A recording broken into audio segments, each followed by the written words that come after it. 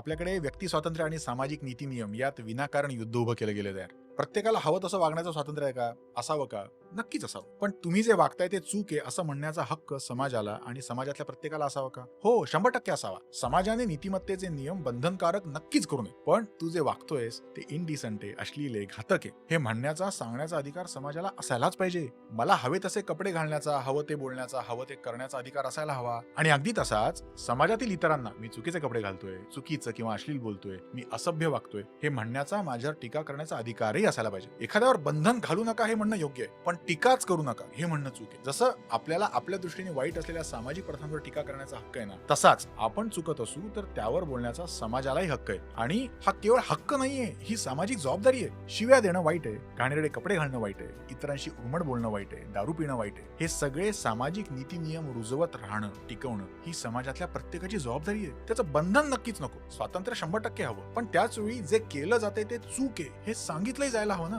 व्यक्ती स्वातंत्र्य आणि सामाजिक नीती नियम यांच्यात युद्ध असायची गरजच नाही. मित्रच आहेत हे दोघं.